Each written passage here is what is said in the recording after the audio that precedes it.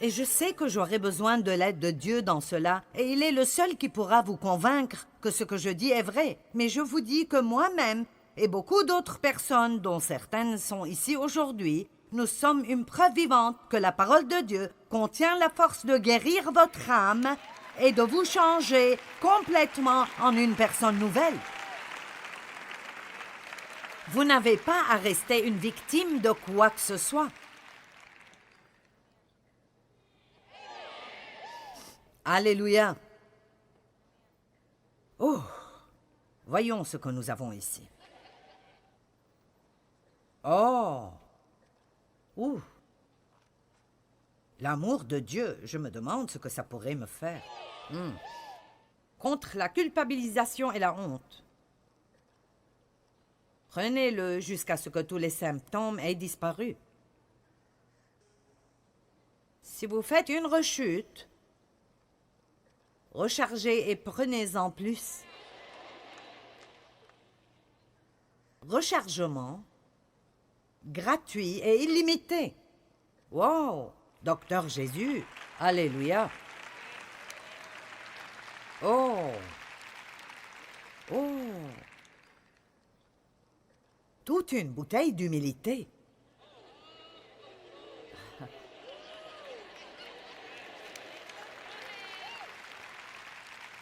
Prenez-en pour l'arrogance, l'orgueil et la prétention. Prenez-en pour le jugement et le criticisme. Rechargement illimité. Prenez-en jusqu'à ce que les symptômes disparaissent.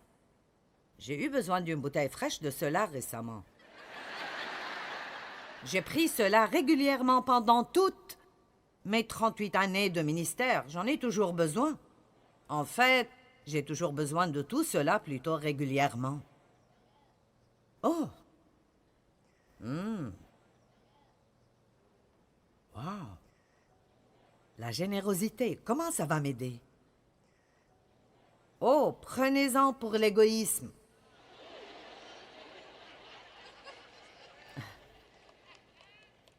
Wow! Prenez-en jusqu'à ce que les symptômes disparaissent. Vous savez quoi? J'étais si égoïste et égocentrique, et j'étais né de nouveau, baptisé par le Saint-Esprit et dans le ministère, et j'étais si égoïste et égocentrique. Et j'étais si malheureuse, et je ne savais pas pourquoi. Je pensais que c'était la faute de Dave. Je pensais que si mon ministère grandissait, j'aurais été heureuse. Et si mon dos ne me faisait pas mal, j'aurais été contente. Je pensais que si j'avais plus d'argent, j'aurais été contente. Si mes enfants agissaient mieux, j'aurais été heureuse. Allez! Et dans l'un de mes grands moments de prière, j'ai dit à Dieu, « Je ne sais pas ce qui ne va pas en moi, Seigneur. Je vais à l'église chaque semaine. Je suis à l'accueil.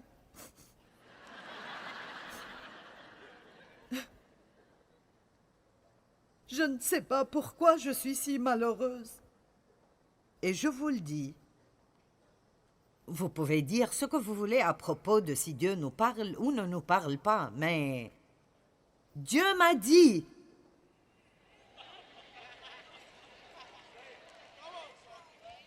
tu es malheureuse parce que tu es égoïste.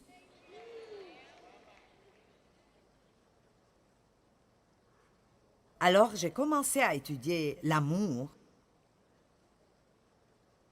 et à étudier, et à étudier, et à étudier, et à étudier, et je l'étudie toujours. Apprenez à être des personnes généreuses. Ne faites pas le moins que vous puissiez faire. Faites le plus que vous pouvez faire, et faites-le exprès. Je vais fermer l'armoire pour 1 minute. Hébreux 4. Vous me suivez toujours? Est-ce que ça va au-delà de vos cerveaux pour arriver à votre esprit? Car la parole de Dieu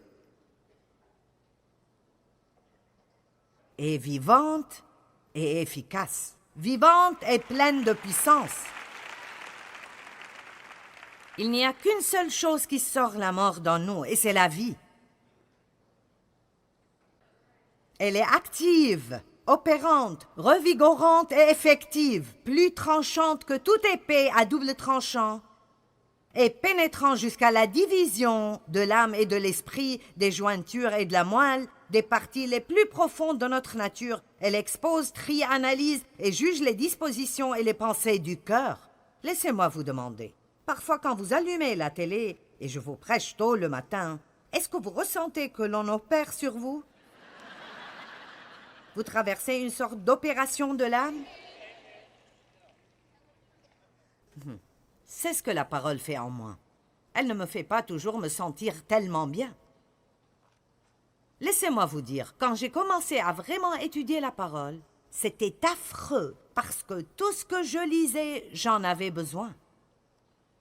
J'avais un problème avec la parole entière. Après chaque sermon que j'écoutais, je me sentais condamnée. Je ne connaissais pas la différence entre la conviction et la condamnation. Alors si j'écoutais un message à propos de « tu parles trop », et puis je faisais un plan charnel, c'est décidé. Demain, je ne dirai pas un mot.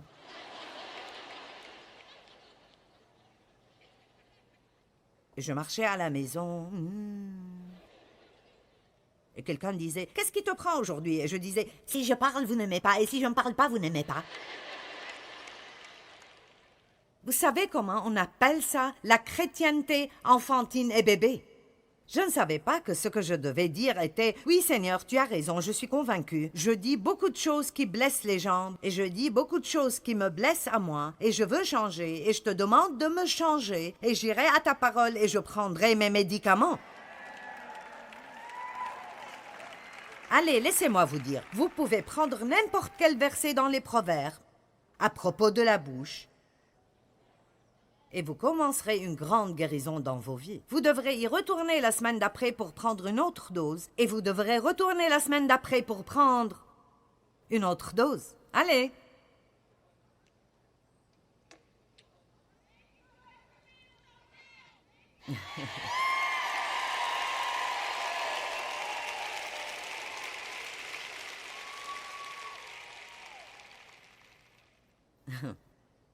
Vous savez, ce que j'ai fait aujourd'hui entre les sessions, je suis allée manger, mais après, je me suis arrêtée à un magasin et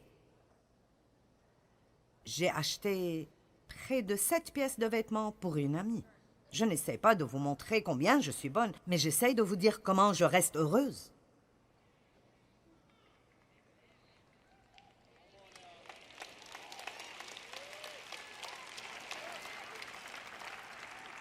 T'es-tu acheté quelque chose? Oui, je me suis acheté 2 ou 3 choses. Mais je vous dis la vérité, j'ai découvert que la seule façon d'être heureuse est d'être agressivement généreuse. Et je n'attends pas que l'envie me vienne, je n'attends pas de vouloir l'être, je le fais exprès chaque jour, parce que j'ai perdu assez d'années de ma vie à être triste et énervée, et maintenant je veux être heureuse. Alors chaque jour, je me réveille et je prends une grande cuillerée de générosité. Oh, où est-il passé? Oh! Oh, mon Dieu! Ah, le voici. J'ai pensé que je devrais aller pour en acheter plus. Est-ce que quelqu'un comprend ce que je dis? Je vous défie de, si vous savez, si vous êtes égoïste, de l'admettre. Combien sont égoïstes? Merci. Combien sont parfaits et n'ont besoin de rien de ce que je dis?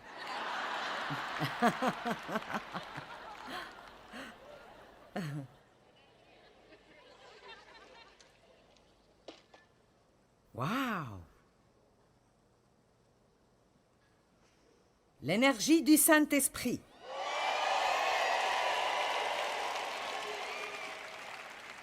Prenez-en pour la paresse aussi souvent que vous en avez besoin. Jusqu'à ce que tout symptôme disparaisse. Waouh! Rechargement illimité, Docteur Jésus. Waouh! Oh oh! La sagesse. Prenez-en pour la stupidité aussi souvent qu'il le faut.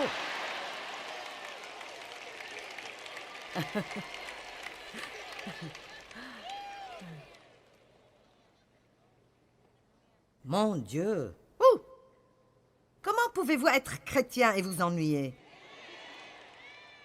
Je veux dire, si vraiment vous entrez dans cela de tout votre cœur et vous mettez un objectif, je veux grandir, je veux être comme Jésus, je veux être conforme à son image, je veux qu'il soit fier de moi, je ne suis pas là juste pour avoir ce que je veux, je suis là pour servir Dieu, il revient pour moi et je me tiendrai devant lui et ferai un compte-rendu de ma vie. C'est le moment de nous débarrasser de nos biberons, de nos couches et de nos tétines. C'est le moment de grandir et d'être des hommes et des femmes de Dieu.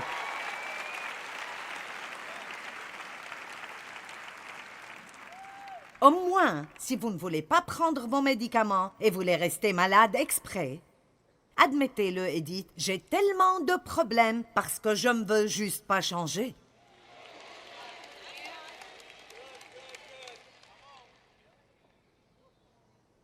Laissez-moi vous donner un exemple. Vous savez,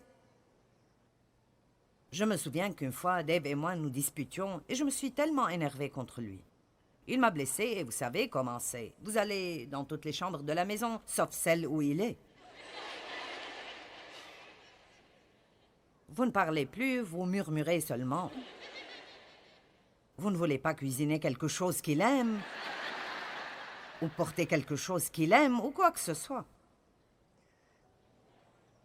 Et je suis passée par là, et ça ne m'intéresse pas de faire ça de nouveau, et alors... Je suis allée dans mon bureau, je me suis assise par terre, et j'ai mis cette histoire devant moi. Et je me suis couchée, et j'ai dit, « Maintenant, Seigneur, je ne me lèverai pas avant que tu me donnes la grâce de sortir de cette chambre et d'agir comme si de rien n'était.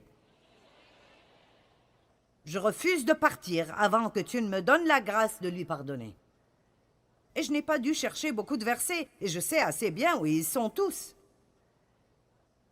Et assez tôt, j'ai pensé, je pense que les médicaments marchent. Pfiou. Merci, Seigneur.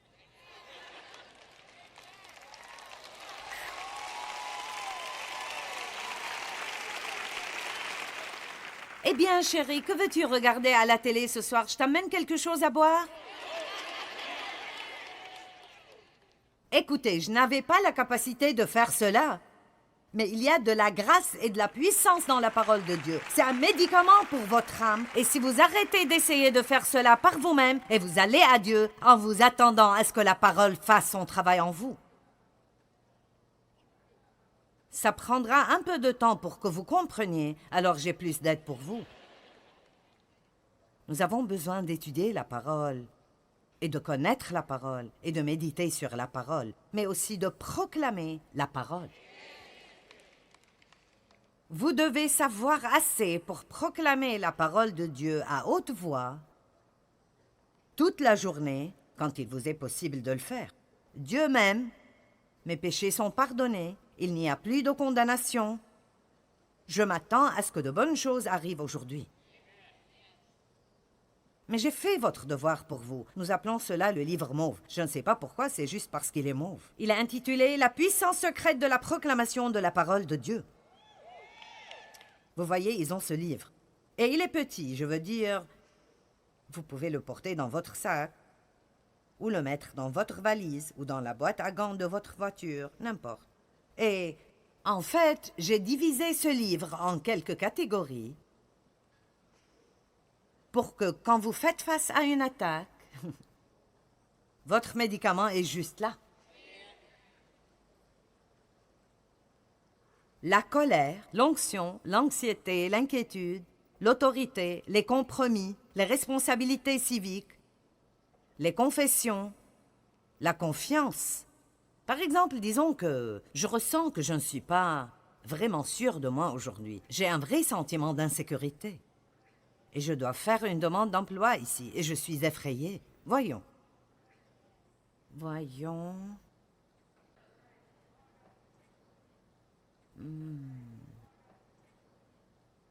La voici. J'ai mis cela à la première personne du singulier. Donc on y va. Je suis déterminée et rassurée. Je ne suis pas effrayée ni découragée, car le Seigneur mon Dieu est avec moi où que j'aille. Avec ton aide, ô Seigneur, je peux avancer contre une armée, et avec mon Dieu, je peux grimper un mur. J'ai confiance, je m'appuie, et je suis confiant en le Seigneur, et je ferai le bien. Ainsi habiterai-je dans sa terre, et je me nourrirai sûrement de sa fidélité. Mon cœur est fixé, ô Dieu, mon cœur est droit et confiant. Je chanterai et me réjouirai en le Seigneur. Et vous continuez juste à prendre ces médicaments, jusqu'à ce que soudainement...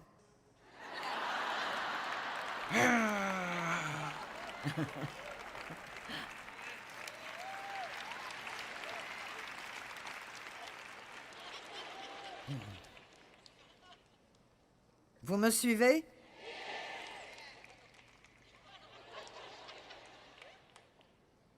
Vous vous réveillez le matin.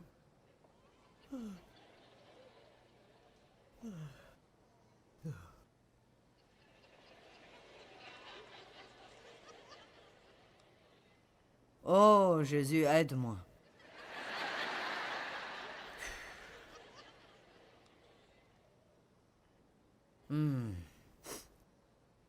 La paix. Oh. Prenez-en pour l'anxiété, l'inquiétude et l'irritabilité. Prenez-le jusqu'à ce que tous les symptômes disparaissent. Seigneur, aie pitié. Oh, je pense que c'est ce que je pense que c'est. Qu'est-ce qui vient dans les bouteilles bleues?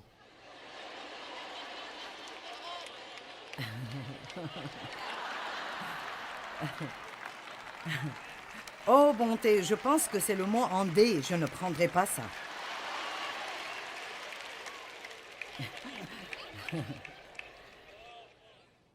Je veux dire, allez, que faites-vous si vous vous levez le matin et vous sentez comme si un camion vous est passé dessus? Trouvez ce paquet de médicaments. Combien d'entre vous doivent prendre des médicaments chaque jour? D'accord. Combien d'entre vous en prenez? Ah, si vous les oubliez, êtes-vous jamais retourné pour les prendre? Si vous en êtes à court, vous allez en amener plus. Vous vous assurez d'arriver avant que la pharmacie ne soit fermée. Nous sommes vraiment radicaux quand nous avons quelque chose dont nous pensons que ça éliminera notre douleur. Eh bien, tout ce que je demande est que nous soyons même juste à moitié aussi radicaux concernant nos poisons de l'âme que nous le sommes à propos des choses qui nous rendent misérables dans la chair et que nous commencions à vraiment regarder la parole de Dieu comme le remède pour votre âme. Écoutez cela. Oh, j'ai tellement de choses ici. Je pourrais prêcher 40 messages. La traduction d'Isaac Lizer de l'Exode 15-26 dit « Je suis le Seigneur, votre médecin. Le médicament que je prescris est ma parole. »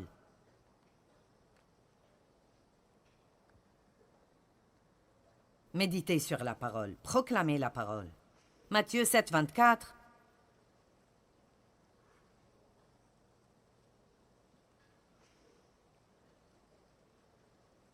Celui qui écoute ce que je dis et qui l'applique, obéit à ma parole, ressemble à un homme sensé, prudent, pratique, sage, qui a bâti sa maison sur le roc.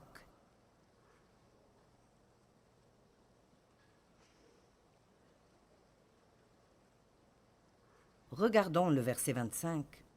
Il a plu à verse, les fleuves ont débordé, les vents ont soufflé contre cette maison. Elle ne s'est pas effondrée. Nous n'avons pas à avoir peur du tout des temps dans lesquels nous vivons. Si nous avons construit notre maison sur le roc.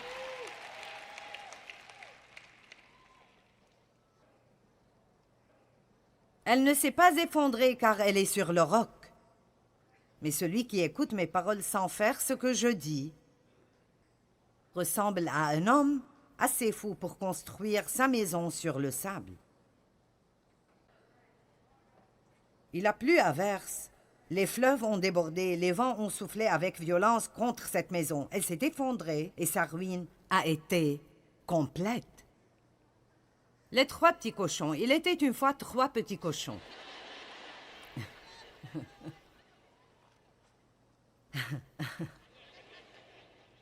Un cochon a bâti une maison avec de la paille et le second l'a bâtie avec des brindilles. Ils ont bâti leur maison très vite. Très vite. Instantanément. Des réunions d'église de 45 minutes, pas plus long. 2 chants, un message de 15 minutes. J'ai fait mon travail. Allons-y. Dépêchez-vous. Je dois aller à McDo. Ils ont bâti leur maison très vite, et puis ils ont chanté et dansé toute la journée parce qu'ils étaient paresseux. Le 3e a travaillé dur et a construit sa maison avec des briques.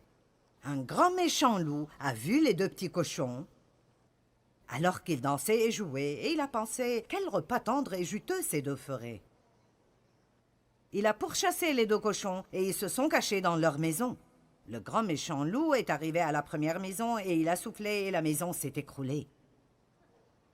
Le petit cochon effrayé a couru à la maison du 2e cochon et elle était faite de brindilles. Et le grand méchant loup est venu vers cette maison et il a soufflé et la maison s'est écroulée.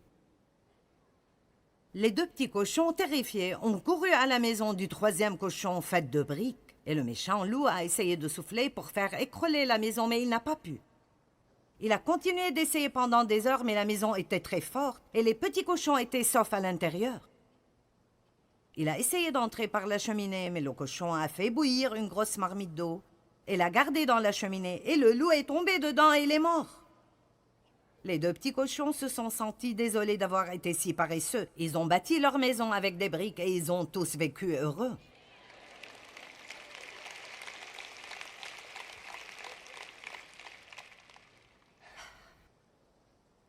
Apocalypse 19.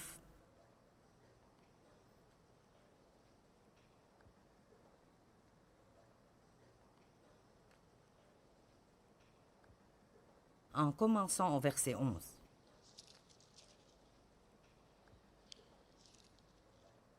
J'ai lu ceci ce matin et j'ai voulu me mettre debout dans ma chambre d'hôtel et crier à haute voix. Là-dessus, je vis le ciel ouvert. Et voici, il y avait un cheval blanc. Son cavalier s'appelle Fidèle, digne de confiance, loyal, incorruptible, droit et véritable. Il juge avec équité, il combat pour la justice, la sainteté, la vertu et la droiture. Ses yeux flamboient comme une flamme ardente. Sur sa tête étaient plusieurs couronnes et diadèmes. Il avait un titre, un nom, écrit que personne d'autre ne connaît et ne comprend. Et il était revêtu d'un vêtement teint de sang. Le titre par lequel il est appelé est la parole de Dieu. La parole de Dieu. La parole de Dieu. Et le titre par lequel il est appelé est la parole du Dieu vivant. Et Christ, la parole de Dieu, est devenu chair et a habité parmi nous. Et le Saint-Esprit a oint des hommes pour écrire ce que l'on appelle la Bible, et personne n'a jamais pu s'en débarrasser ou la détruire. Ils l'ont gardée cachée pendant longtemps. On appelle cela l'âge des ténèbres. C'est normal que cela s'appelle l'âge des ténèbres, parce qu'ils avaient caché la lumière du monde. Mais comme Dieu le fait toujours, il s'est libéré.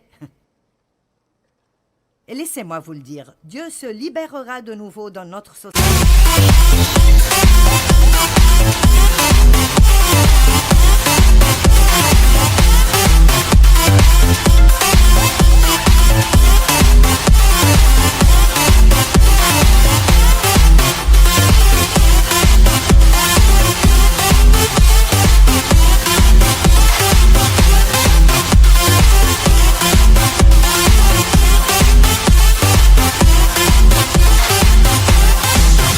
Don't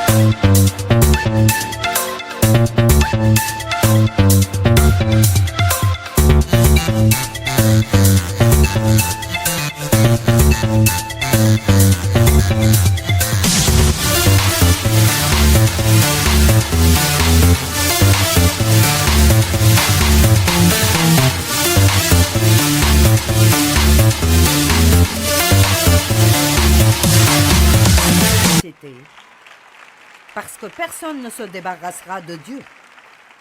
Vous ne pouvez pas vraiment exclure Dieu des écoles. Vous ne pouvez pas le faire sortir de quoi que ce soit parce qu'il possède tout et il est tout. Et moi, au moins, j'ai pris ma décision. J'aimerai la parole, je vivrai par la parole. Je mangerai la parole, je méditerai sur la parole, j'étudierai la parole, je proclamerai la parole, parce qu'elle est le remède dont j'ai besoin pour tous les poisons dans mon âme. Et c'est ce que vous devez faire aussi pour le poison dans votre âme. Allez, prenons un engagement d'aimer la parole comme jamais nous ne l'avons fait.